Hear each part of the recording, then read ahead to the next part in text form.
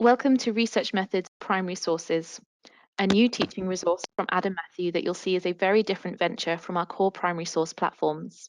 I'm really pleased to be able to tell you about this today, and I'm going to talk a bit about the background and its purpose and the different direction it's taking. Research Methods Primary Sources provide students with practical tools and skills for using sources in their research. This is done through a wealth of newly commissioned learning tools and bespoke primary source case studies. The content has been commissioned from over 200 academics and includes over 300 digitised primary source documents drawn from Adam Matthew resources.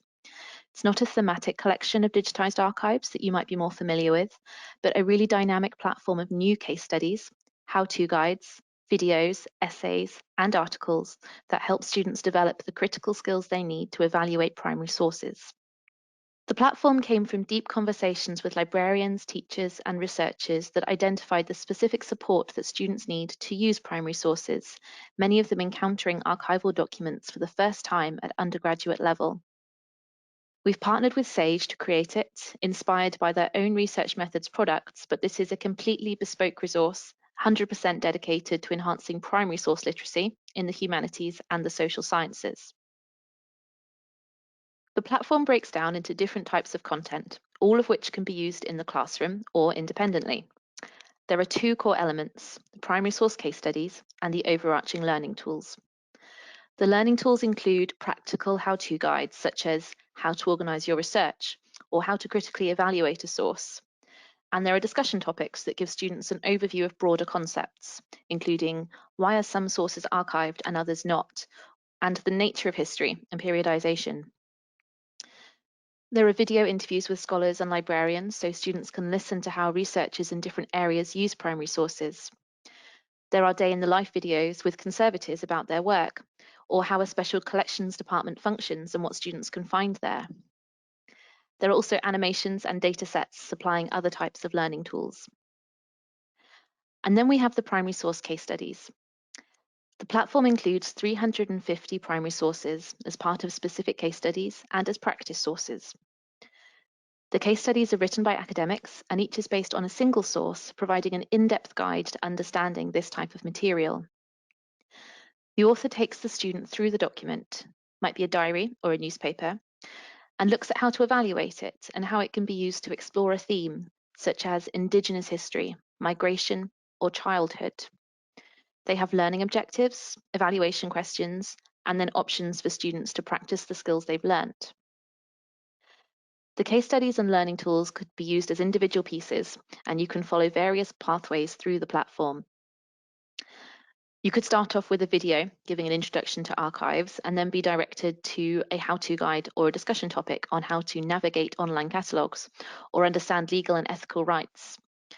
Following this, you could dive into a case study, which are organised by type of source and subject area, and this will help students hone in on a topic that particularly interests them or for an assignment on a specific type of content. The students could then choose from one of the hundreds of practice primary sources to apply their new skills.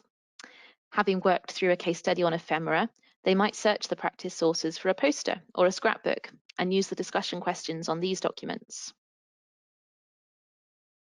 The structure of the case studies is broken down into very practical elements.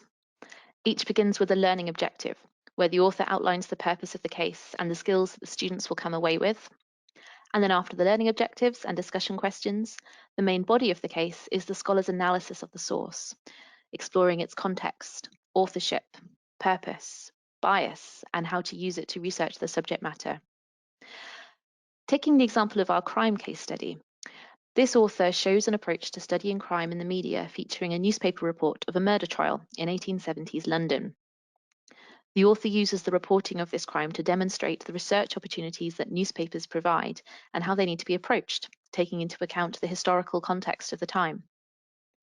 One of the learning objectives for students is to understand how newspapers both influenced and represented the world, being aware that they're not objective, that they're careful constructions.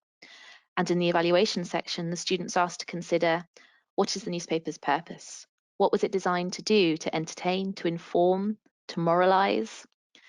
The author emphasises that there's always an intended purpose, even if it's just to sell more papers. The case studies are also designed to inspire, A student interested in newspapers may not have had much chance to study 19th century Britain, but now they've had a glimpse. They've perhaps made some interdisciplinary connections for themselves, and they may come away with new ideas for research avenues. And these are a few other examples of our thematic and document case studies, 150 in total. Everything from diaries and correspondence, oral histories, to government records. And the thematic case studies cover research areas such as memory, politics, gender, violence, and education.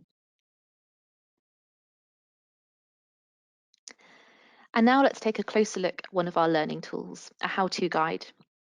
These guides are not linked to a source. They're independent pieces that discuss critical knowledge students need for using archives and conducting research. But they're still practical, like the case studies, starting with learning objectives and finishing with discussion questions. The example here is a guide to ethical considerations when using archival collections. The author looks at collecting practices, descriptions, cataloguing, and access. And here's one of the learning objectives the students will come away with understanding. Students will be able to explain how traditional collecting practices in archives have shaped the historical record and how to define archival silence. The author gets students to think about the differences between the legal rights and the ethical rights of archival subjects. And one of the questions that they're posed at the end, why do language choices in archival description affect researchers' understanding of materials? This how-to guide could be used independently, but it works really well alongside other learning tools, and these could be drawn out as a set to be studied collectively. The course leader might direct the students to a video discussing why are some sources archived and others not, then to a how-to guide on how to research marginalised groups.